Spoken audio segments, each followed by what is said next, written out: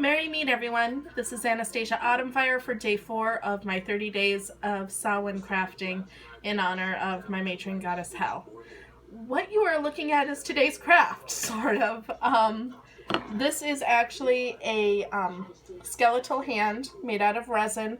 I bought it at Michael's. I believe it was $5.99. And I got it on sale for 30% off. As soon as I saw it, the first time I saw it, I knew I had to get it for my Hel altar. But I thought it would be great to hold off on it and wait till I was getting things ready for my Samhain altar, and that's how I would, that's where I would first introduce it, is put it on my Samhain altar, and then after Samhain completes, I would put it on my Hel altar. So that's pretty much the way it looks just sitting. And then you can put, my thought is this would be an offering hand instead of a bowl, so I can literally put an offering into Hel's skeletal hand. Just a little background for Hel: half of her is maiden, half of her is skeletal or corpse. The couple of times she's shown herself to me, she's shown me skeletal as opposed to corpse. And I've read a couple places where when she is offering her aid to someone who is living, she will offer her skeletal hand. And if you are able to accept it without hesitation or being frightened or things like that, if you're able to accept it with perfect love and perfect trust, then she will be able to work with you. If you cannot accept her hand with complete acceptance of that side of her, then there's really not much she can teach you. In many people's experience, and mine as well, she's very much about the acceptance of both sides. She is very much about duality, very much about for every light there is a dark type of mentality, and you need to accept and embrace both the light and the dark. So the few things I've read where they explain that she'll show herself in the skeletal form or extend her skeletal hand to the living, just to kind of push that idea of acceptance further, I really resonate with, and I have found that to be true in my experience with Hel. The first time she showed herself to me was in a dream, and it was her skeletal half. So when I saw this, I instantly thought of her extending the hand to the living to aid them. And so this is my way of accepting that skeletal hand in the physical realm, so to speak. So what I've done is, it really wasn't much. All I did was I took the back of the hand, sorry about that, and I wrote in witch's alphabet. I give this in offering to you, Hel. And then Helga is her sacred rune. And then I also included the goddess symbol a little differently than normal. I'm not sure why I chose it to be that way. Ideally, when I do the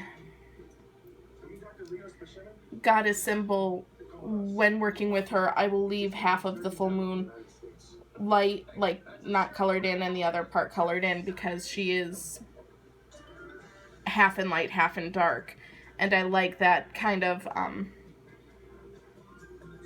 representation, but for some reason it felt right to color it in on this. So that's what I did, and I do have algae up on top as well for protection. I love the witch's alphabet. I know I've gone on record as saying that before, but ideally I did have that moment of, if I knew how to use the runes for the alphabet, that would be perfect. But I also am very much a person where if I don't understand something, I don't want to use it. Runes, I'm still very slowly but surely learning about. Helgelas? I don't think that's how you pronounce it. I apologize as I'm about to say that I know things about it. I'm not sure how to pronounce it right off the bat. Helgas. It is the rune for hail, which is about... What I have found with it is about the destruction of something to rebirth something else. So it's about the destruction of nature. Or the destructive nature of nature itself. But the important part to remember when dealing with that rune is that although things are being destroyed, although things are being broken down, it's giving space for something new to be born, for something new to grow. You need that destruction for creation. So that makes perfect sense to me. I've read in numerous references that is her sacred rune, and it makes perfect sense to me that would be her sacred rune. Algiz is another rune that many people attribute to her, and I've never really heard why the people attribute it to her the way they do. I think it's probably a personal finding. I also have found it to be very connected to her personally. It is a protective rune, but it is about sacrifice. You have to sacrifice to reach that kind of protection. It's about having to go through something and give up something so that you can be protected from the negative forces around you to reach a higher state or a higher plane, so to speak. And that I very much also kind of I associate with hell. So that is on the bottom so that it will always kind of charge and give the intent to this piece on whatever altar it is on. Then what I'm going to do is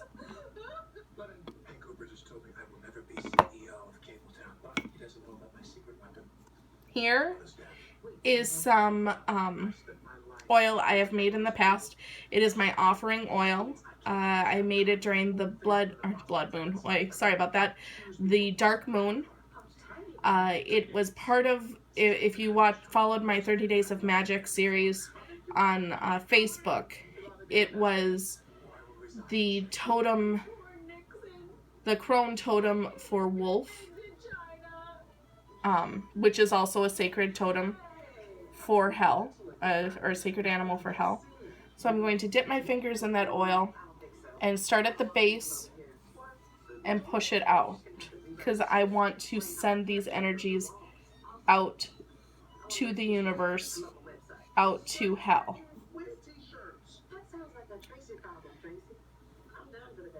And about the oil, just in case anyone is wondering, it has quite, I believe I did a 9. I've got the recipe somewhere in my notations.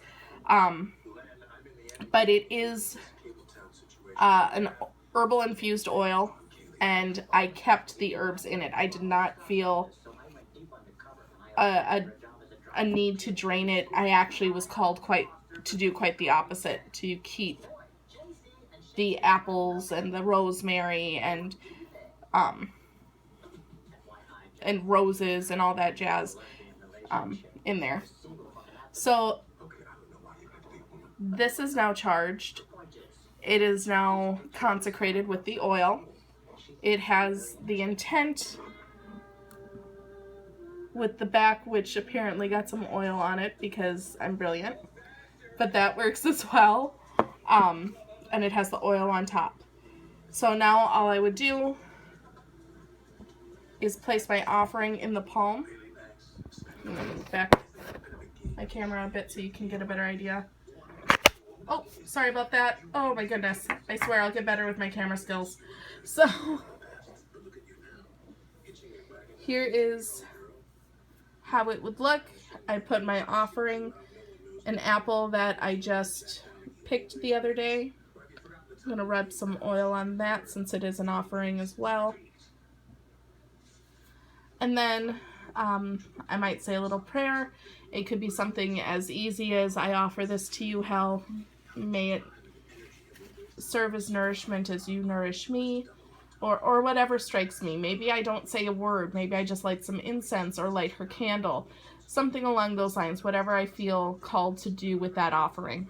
And it doesn't need to be a physical item either, per se.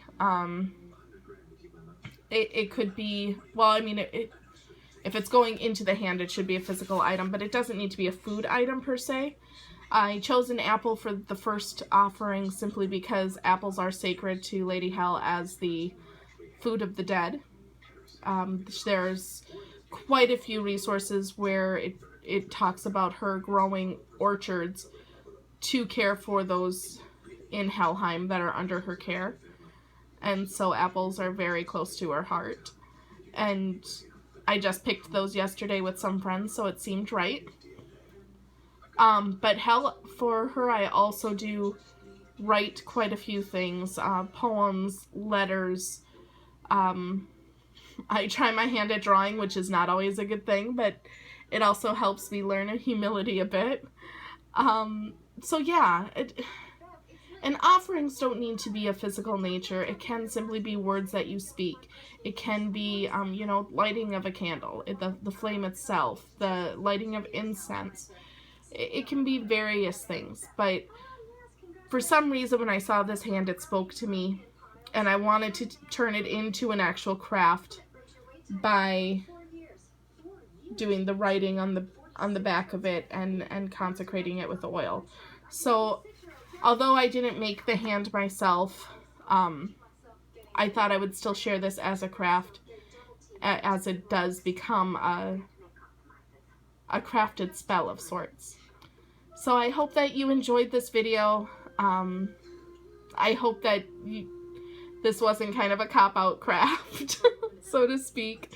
When I was deciding what to do tonight, because I do have lists of things that I could do, it felt like, although Sunday is the day for the god, and so normally I try to focus on Carnunos on Sundays, for some reason I was really feeling drawn to getting this set up and getting this going. So I hope you enjoyed the video. I will see you guys tomorrow. I hope you have a wonderful night and a good Monday, since I usually do my crafting at night. That's when I'll see you. So many blessings. Have a good one. Bye, guys.